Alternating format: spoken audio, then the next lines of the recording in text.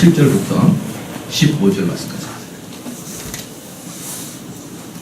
열왕기하 8장 7절로 15절 말씀까지입니다. 한 절씩 교독하시겠습니다. 엘리사가 다메섹에 갔을 때에 아람 왕 베나단이 병들었더니 혹이 왕에게 구하여 가로되 하나님의 사람이 여기 이르렀나이다.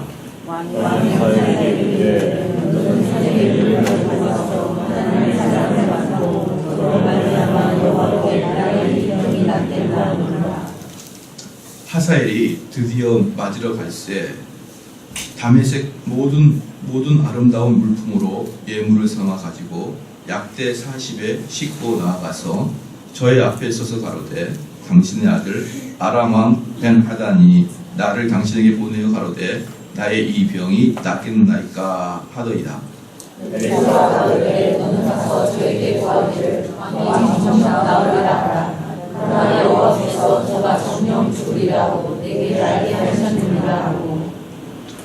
하나님의 사람이 저가 부끄러워하기까지 쏘아보다가 우니 하사엘이 가로되 내 죄를 어찌하여 오시나이까. 대답하되 내가 이스라엘 전쟁에 행할 모든 악을 내가 알아라. 내가 저희 성에 불을 보며 장정을 칼로 죽이며 어린아이를 베어치며 아이의 죄를 받으리라. 하사엘이 가로되 당신의 개 같은 종이 무엇이간데 이런 큰 일을 행하오리까. 엘리사가 대답하되 여호와께서 네가 아람 왕이 될 것을 내게 알게 하셨느니라. 저가 엘리사를 따라가서 그 주인에게 나아가니 왕이 묻되 엘리사가 네게 무슨 말을 하느냐. 대답하되 저가 내게 이르기를 왕이 정령 나으시리라 하더이다. 다 같이 그 이튿날에 하사엘이 이불을 물에 적시어 왕의 얼굴에 덮음에 왕이 죽으니라. 저가 대신하여 왕이 되니라. 아멘. 하사엘 아람 왕에 대한 엘리사의 사역이라는 제목으로 하나님 말씀 전하겠습니다. 이제 이 7절에 보니까 엘리사가 다메섹에 갔을 때부터 이제 일이 시작됩니다. 이때는 다메섹은 이스라엘 땅이 아니고 이스라엘의 위쪽에 있는 땅이었습니다. 그리고 그래서 이제 엘리사는 사마리아를 떠난 거예요. 사마리아를 떠나서 다메섹이라는 다른 나라 지역으로 갔어요. 여러분 다메섹은 잘 알다시피 바울의 본거지였죠. 바울 사역의 본거지였는데 이 다메섹은 이 당시에는 이스라엘이 아니었고 아람의 땅이었습니다. 아람의 땅. 그래서 아람의 땅으로 지금 엘리사가 사마리아를 피해서 떠난 것입니다. 그 이유는 이 사마리아 땅에 하나님의 심판이 있을 거라는 걸 알기 때문에 그 땅에 머물지 말라고 하여서 떠났던 거예요. 그래서 그 하나님의 그 심판은 우리에게 여러 가지로 오지만 결과적으로 어떤 심판까지 가게 되냐면은 주의 종을 그 사마리아에서 빼서 사마리아에는 말씀을 전하는 자가 없도록 만드는 게 가장 큰 심판인 것입니다. 그래서 사사기서 21장 25절 말씀에 이스라엘에 왕이 없으므로 사람이 각각 그 소견에 옳은 대로 행하였더라 이렇게 했고요. 사무엘상 3장 6절 말씀에 여호와의 말씀이 희귀하여 이상이 흔히 보이지 않았더라 라고 말했고, 에스겔서 7장 26절 말씀에 그들이 선지자에게 묵시를 구하나 헛될 것이다 이렇게 말했고요. 그 다음에 아모스 8장 11절 말씀에 기근을 땅에 보내리니 양식이 없어 주림이 아니며 물이 없어 가람이 아니요 여호와의 말씀을 듣지 못하는 기갈이다 이렇게 말했습니다.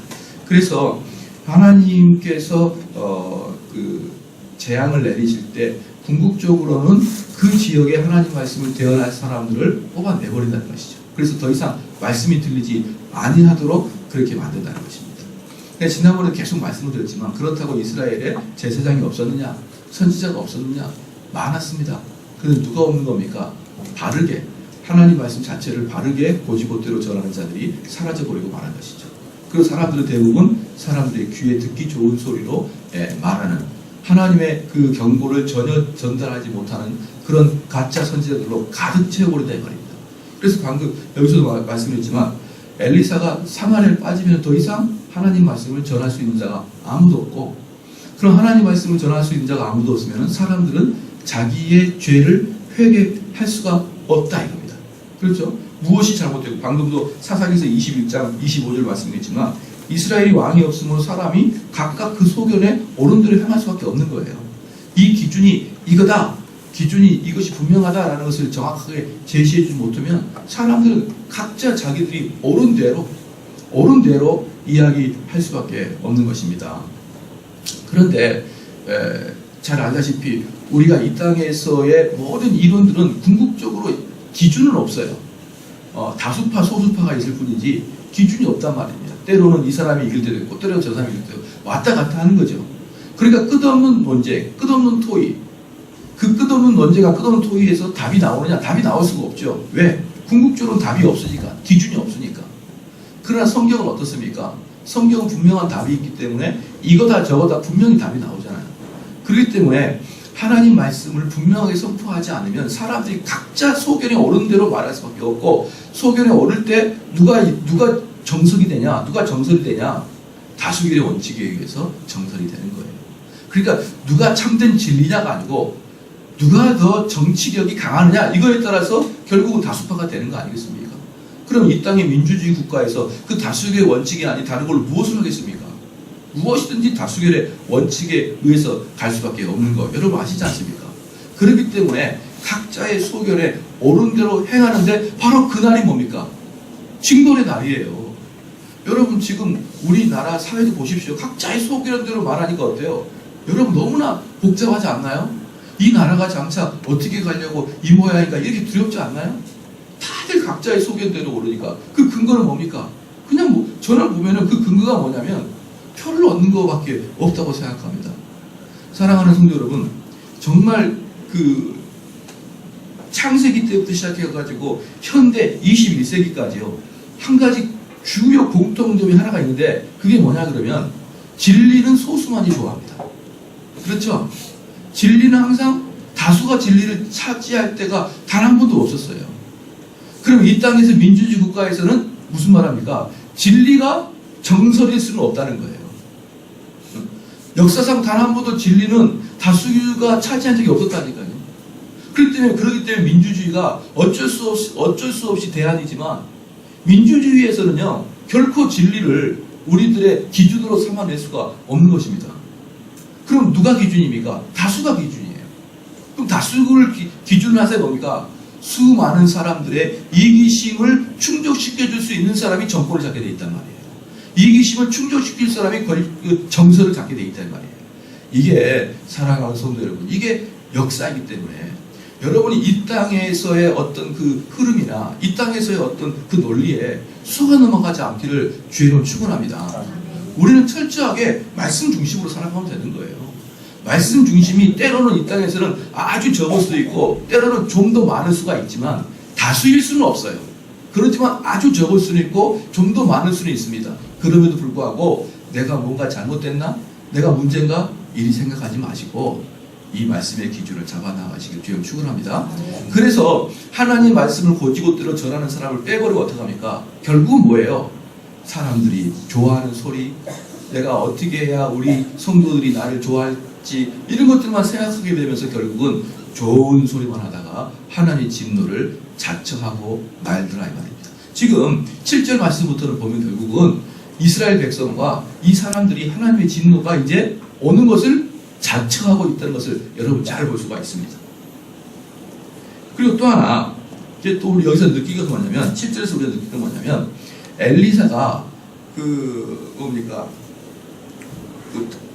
사마리아를 떠나서 다메섹으로 이제 가게 됐잖아요. 그럴 때 물론 하나님께서 이제 떠나라고 하셨지만 여러분 혹시 이런 그 말 생각을 못 들어봤나요? 제가 지금 이 교회에서 이 지금 삼송이라는 지역에서 아무리 복음을 전해도 안 되는 겁니다. 쉽게 말해 장사가 안 돼요. 장사가 안 와 아무도. 이게 어떻게 된 겁니까?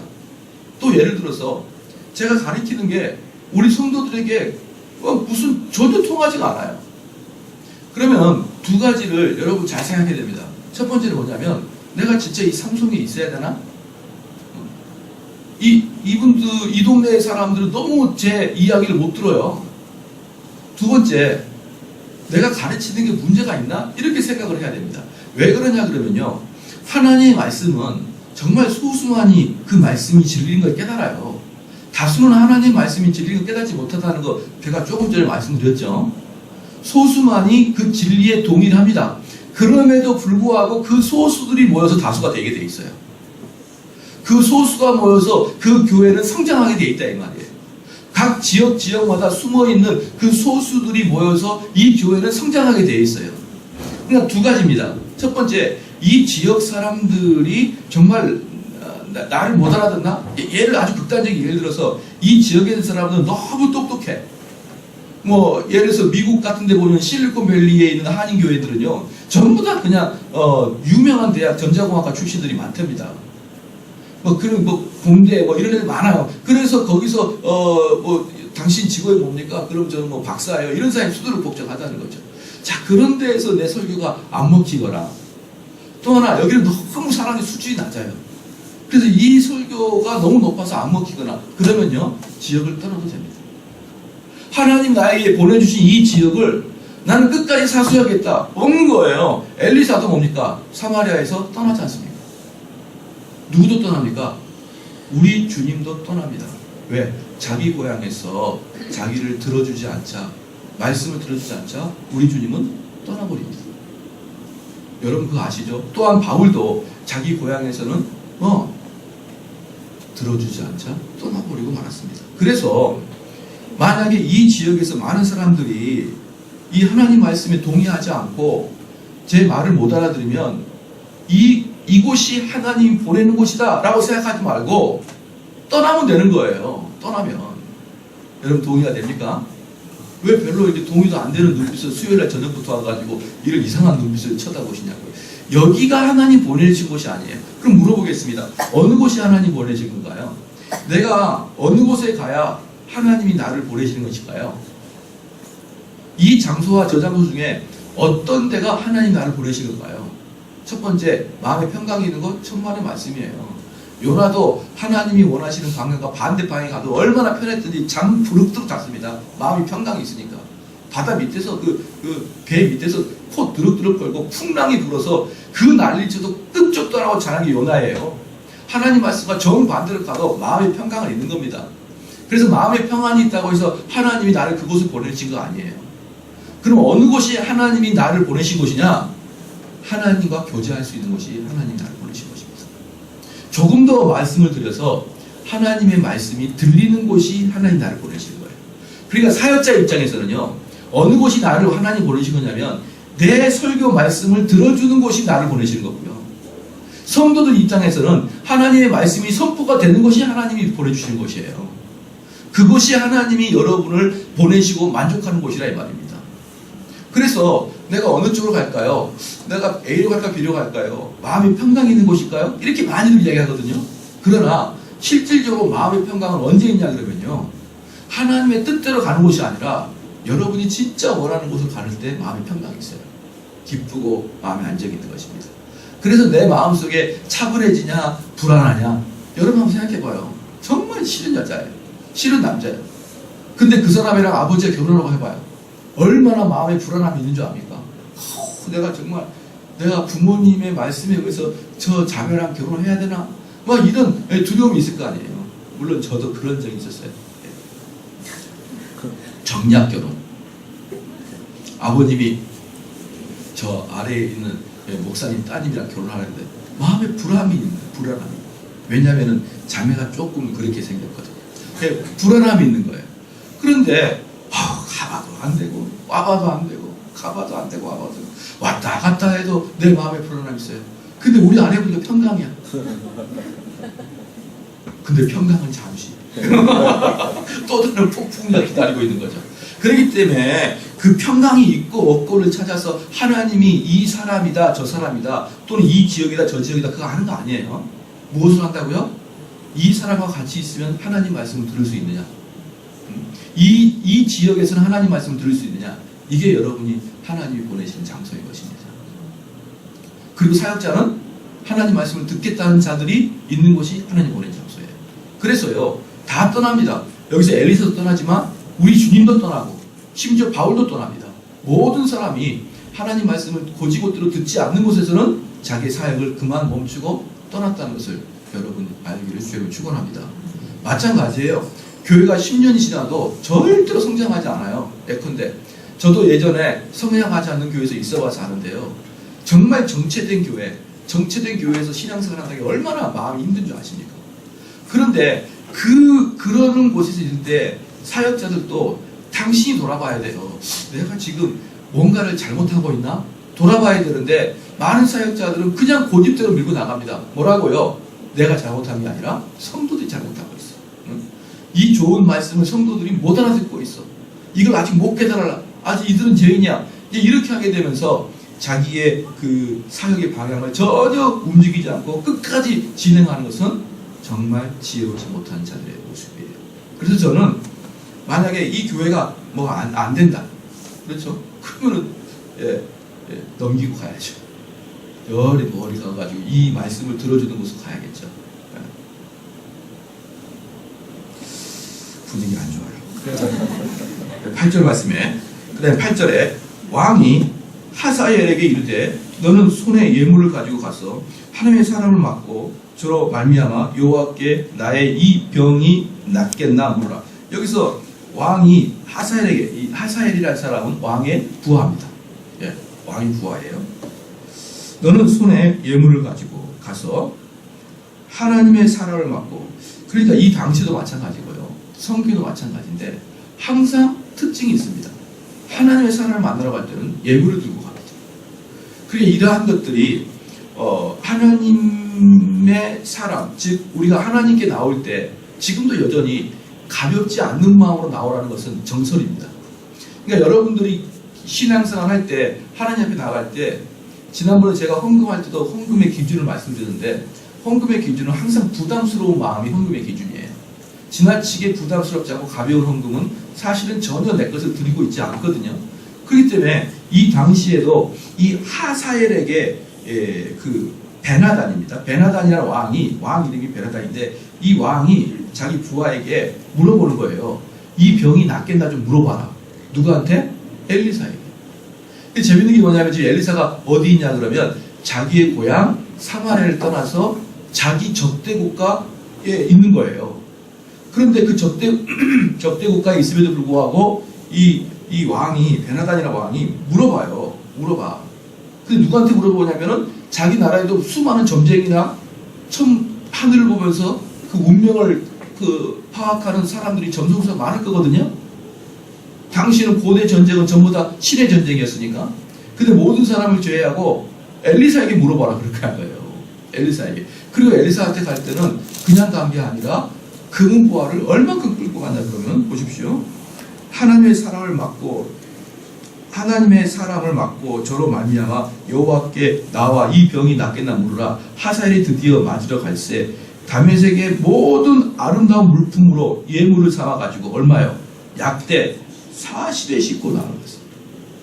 그러니까 이걸 보면은요, 그 당대에 하나님을 만나러 갈 때 쫄랑쫄랑 가지 않는다니까요. 쫄랑쫄랑 가가지고 엘리사님 제 마음을 아시죠? 뭐 이렇게 하면서 엘리사한테 가는 게 아니에요. 엘리사님 뭡니까? 물질은 중요한 게 아니죠. 그렇게 가는 게 아닙니다.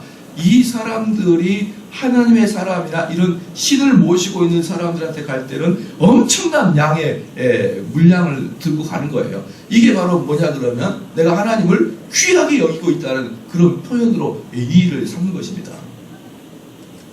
그래서 하나님의 사람을 맞으러 가는데 이 베나단이 알아요. 어떤 걸 아느냐? 우리 지역에 있는 점성술사는 다 가짜고 진짜는 엘리사라는 것을 너무나 잘 알고 있었습니다. 그러니까 그 자기들의 점성술사 다 뒤로 하고 이 엘리사에게 엄청난, 그것도 얼마?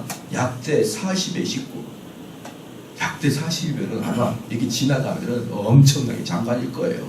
약대 40마리가 줄줄 들어가고 거기다가 막 보석들을 싣고 가면 그러니까 가가지고 자기가 병이 들렸는데 이 병이 나을 것인지 좀 물어봐달라 그렇게 합니다. 또 여기서도 여러분이 알 수 있는 게 뭐냐면 이 베나단이라는 사람은 이방의 왕이기 때문에 어떤 관점은 전혀 없냐 그러면은 자기 영혼에 대한 관점은 전혀 없어요. 오직 이 육체의 병이 어떻게 될 것인가만을 궁금한 것입니다. 이게 이방인들의 특징이에요. 성도의 특징은 첫 번째로 뭡니까? 내 영혼, 내 자녀의 영혼 이런 것들이 가장 중요한데 이방인들의 가장 큰 특징은 내 이 병이 나을 것인지 육체에 대한 걱정이 가장 앞서고 있는 것이죠. 그 다음에 10절 말씀에 엘리사가 가로되 너는 가서 저에게 고하기를 왕이 정령 나으리라 하라. 그러나 여호와께서 저가 정령 죽으리라 하고 내게 알게 하셨느니라 하고 이 엘리사가 말하면 왕에게 가서 나을 것이다 이렇게 이야기하는 거예요. 나을 것이다 라고 했는데 그러나 여호와께서 그 왕 베나단이 정령 죽으리라고 내게 알게 하셨느니라 하고 이렇게 말했습니다. 그러니까 지금 엘리사는 좀 독특하게 이야기하고 있어요. 그 베나단은 병이 나을 것이다. 근데 꼭 죽을 것이다. 이렇게 이야기합니다. 그래서요, 여러분이 엘리사가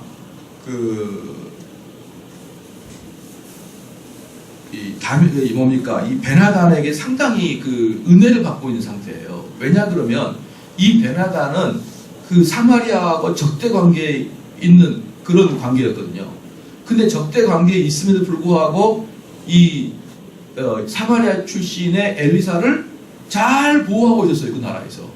그렇기 때문에 엘리사의 입장에서는 베나단이 상당히 은인입니다. 근데 은인인데 그래서 엘리사가 거기 있는 걸 또 알고 베나단이 또 제자를 부하를 불러가지고 보내서 자기 병에 낫는지 안 낫는지를 알아달라고 할 정도 서로는 어때요? 잘 알고 지내고 있는 사이였던 거예요. 서로는 친해지는 않을지 몰라도 서로는 그래도 은공을 가지고 있는 사람이란 말입니다. 그렇기 때문에 그 엘리사의 입장에서는 그 왕이 죽을 것이다 라고 이야기하는 게 어떻습니까? 쉽지가 않은 이야기예요. 아니 어떤 선지자가 어떤 하나님의 종이 지금 최고의 권세자를 죽을 것이라고 이 당시에 쉽게 이야기할 수 있습니까? 그래서 여기에 바로 사역자들의 고충이 바로 여기 있는 거예요. 사역자의 고충이 가장 큰 고충이 뭐냐 그러면요, 목회자에겐 잘하는데 그 말씀을 따라서 그 개인과 가정을 다스리지 않는 성도가 있거든요. 그러니까 분명히 목사님은 잘해요. 그런데 그 말씀과 어긋나는 삶을 살아가는 사람들이 교회 안에 적지 않이 있는 거예요. 그럴 때 가장 어려운 게 뭐냐 그러면 당신 그렇게 살다가 망해 이 말하는 게 대단히 어려워요. 차라리 목사님은 싫어 이렇게 말하면 감정이 상하니까 가가지고 너 그렇게 살면 죽어 이렇게 이야기할 수 있지. 그건 쉬워요.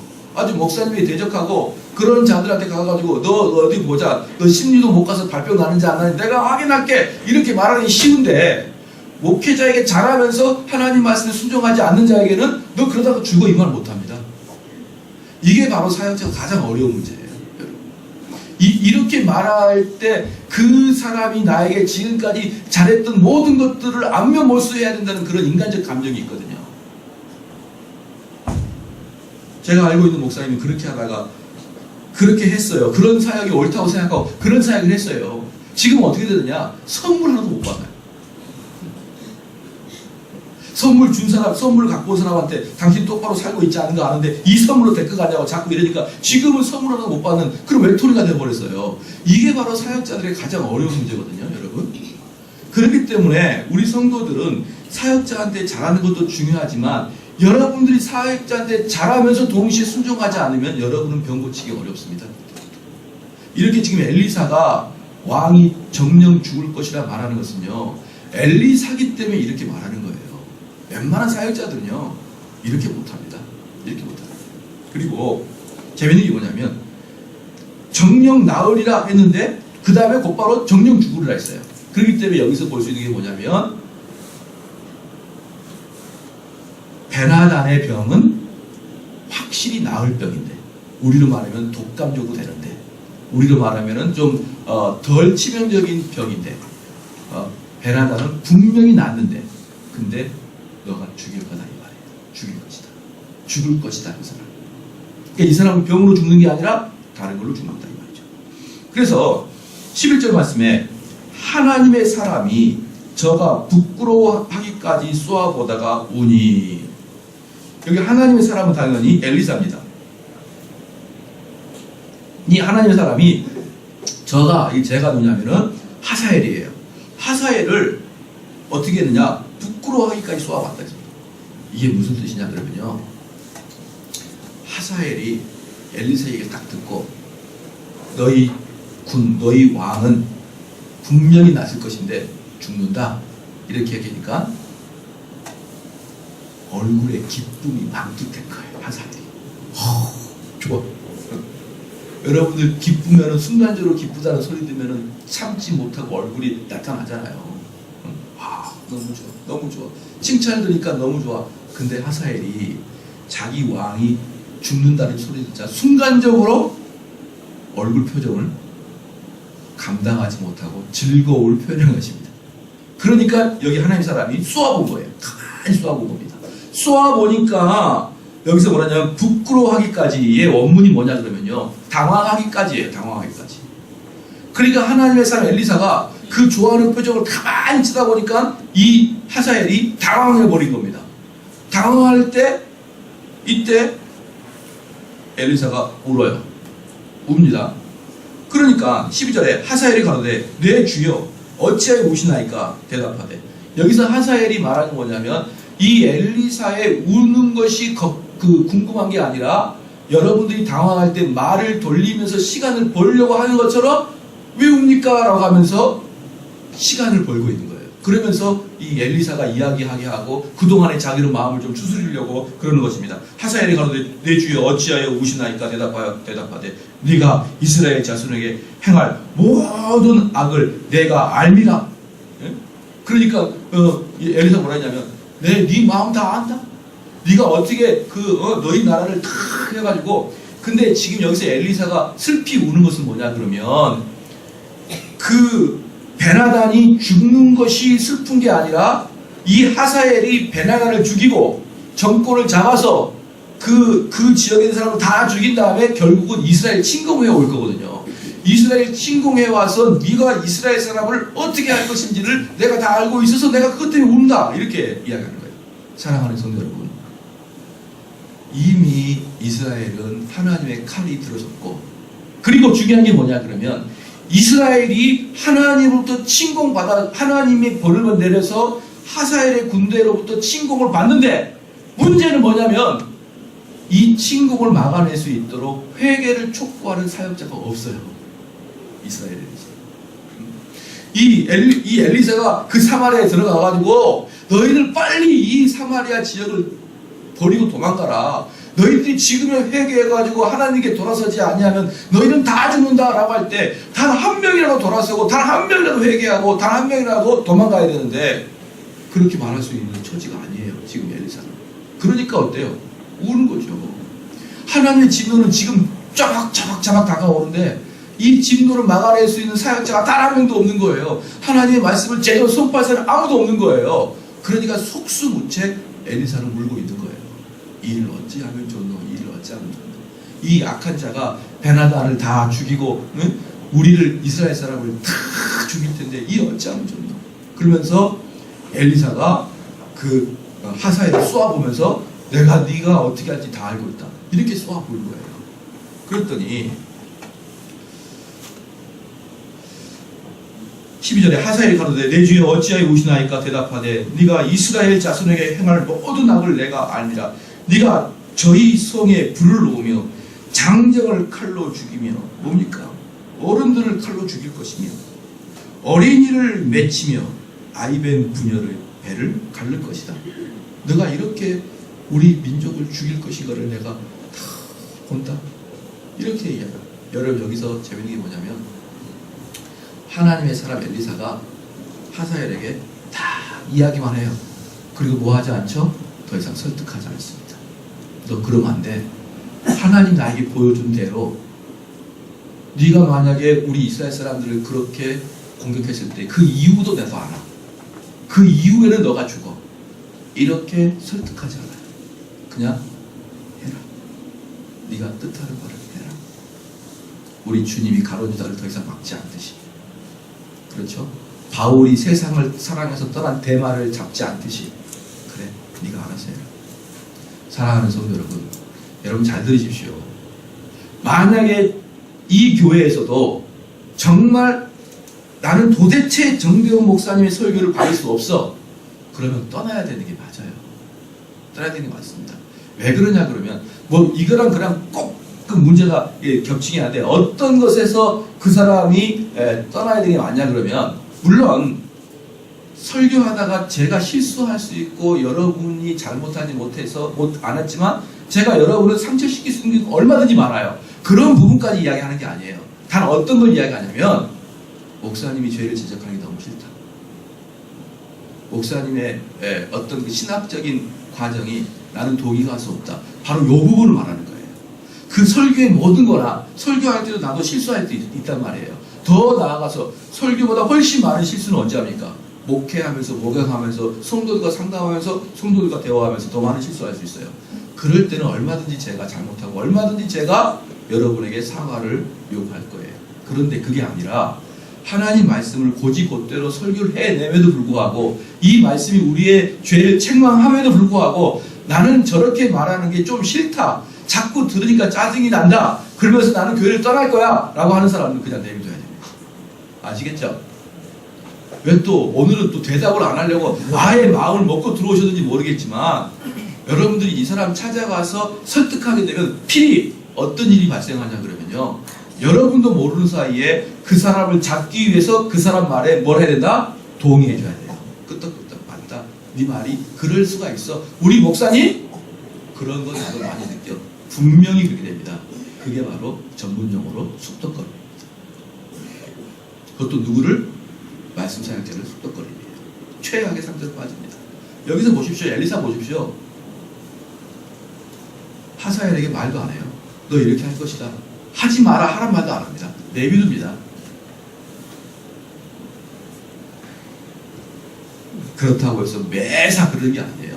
그런 말씀, 진리의 말씀에 반항하지 아니하고 대인관계나 저와의 관계나 이런 작은 상처를 난 당연히 설득하고 당연히 위로해 줘야 되죠. 그런 것까지 아이고 너 싫으니까 우리 편 아니야 이렇게 하면 안 되고요.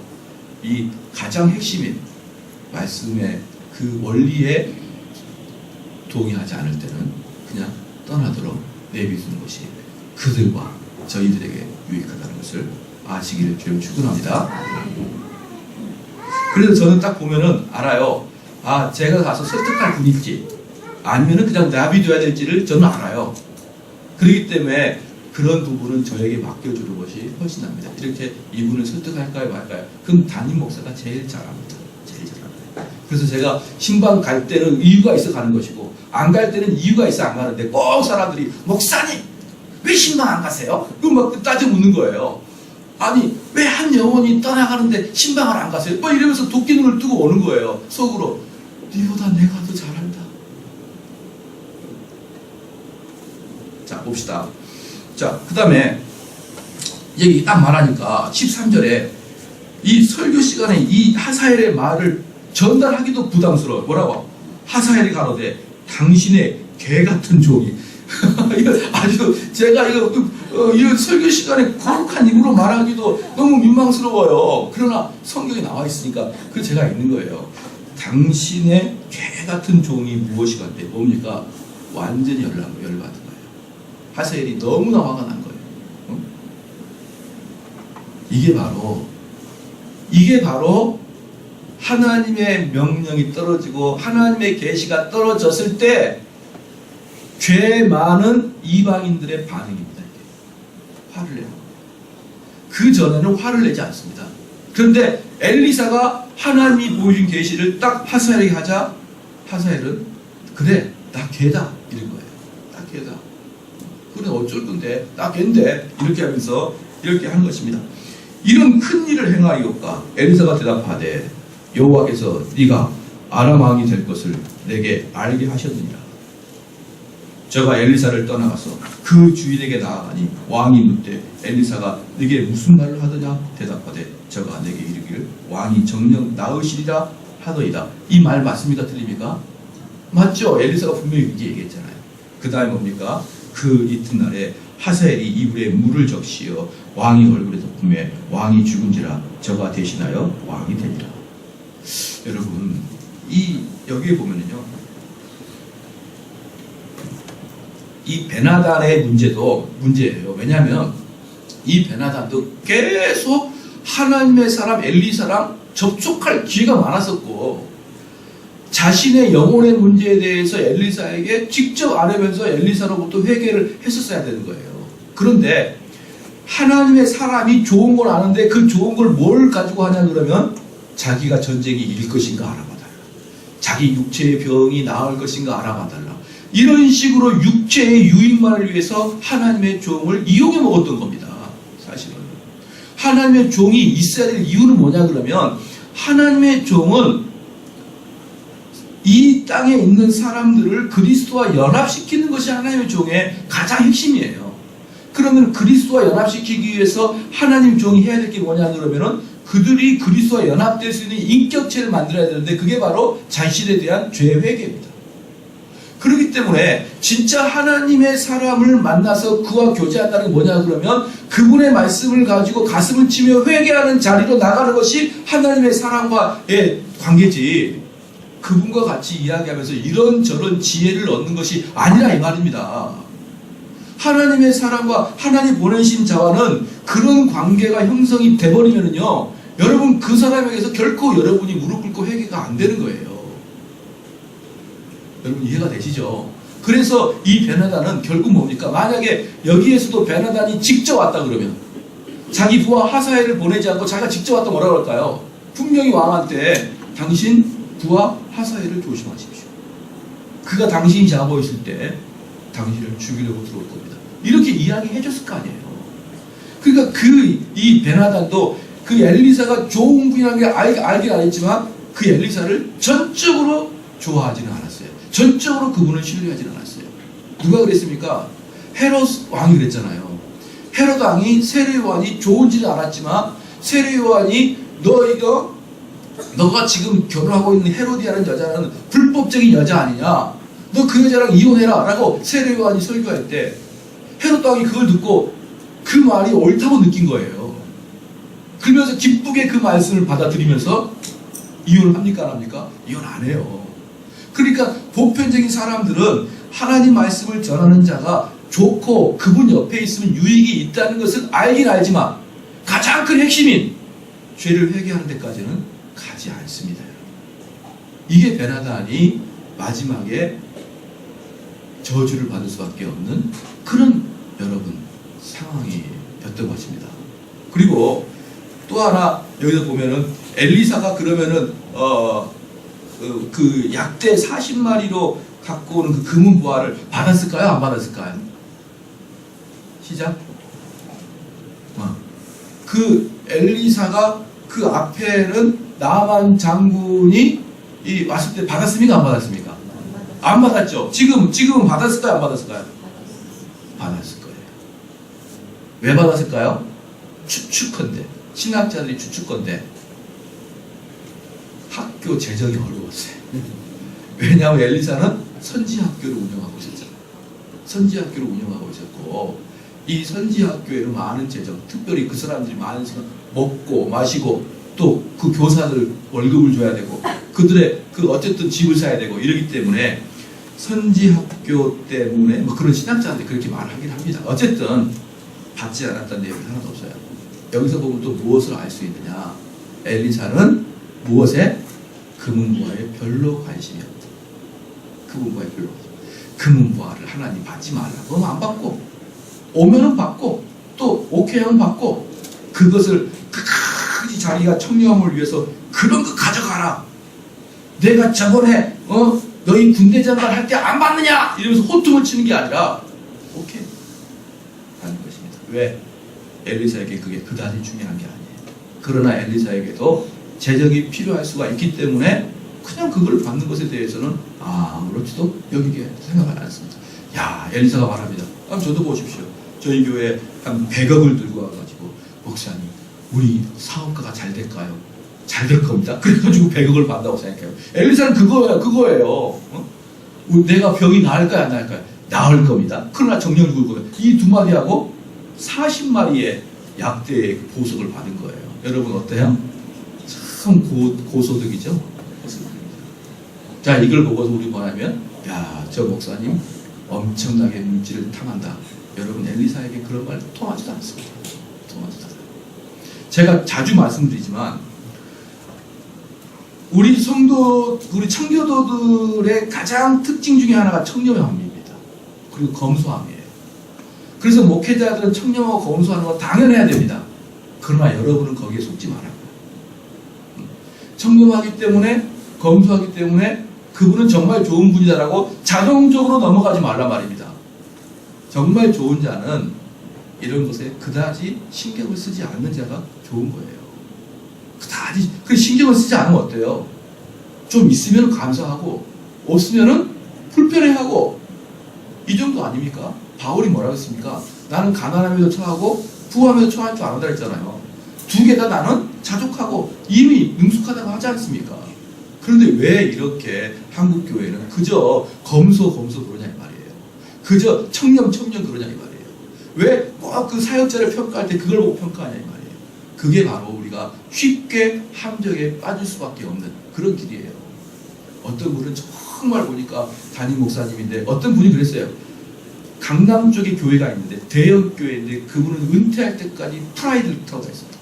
은퇴할 때까지. 강남에 있는 대형 교회인데 은퇴할 때까지 프라이드를 타고 다녔어요. 프라이드 있게. 그분이 끝까지 존경받습니다. 그분은 그 부자가 됐음에도 불구하고 프라이드를 타고 다녔다고요. 제가 누차 말씀드리지만 여러분이 저를 높이만 쳐다봐 높이만 저를 지켜 세운다 그러면 티코라도 타고 다니겠습니다. 물론 티코는 우리나라에 없어서 동남아에서 다 재수입을 해야 돼요. 여러분 정말 웃긴 거 아닙니까?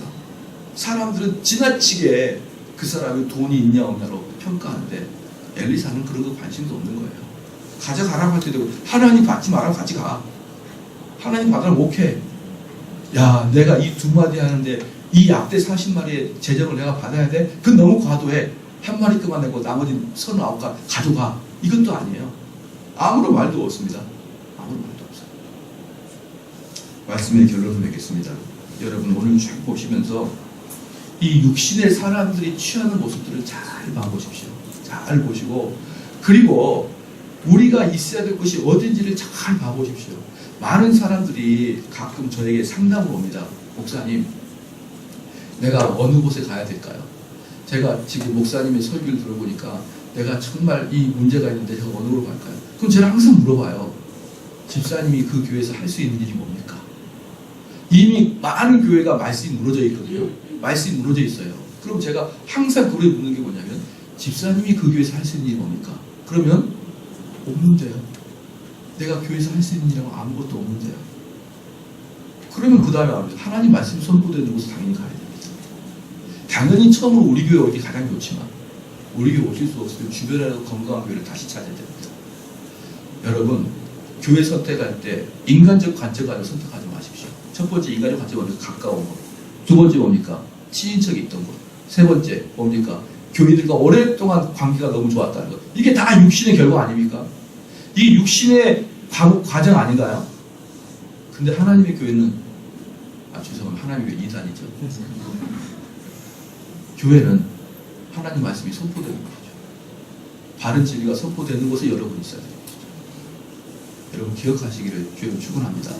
때로는 만약에 제가 가르치는 것이 정말 진리다 그러면 때로는 인간적인 관점에 고통이 있고 어려움이 있고 저랑 속상함이 있어도 그냥 있는 게 되는 거예요. 두 번째는 뭡니까? 여러분 우리가 육신의 많고 적음으로 사람 평가하지 않기를 부탁을 드립니다. 많을 수도 있고 적을 수도 있어요. 열심히 해서 좋은 데 갈 수도 있고 열심히 해서 실패할 수도 있습니다.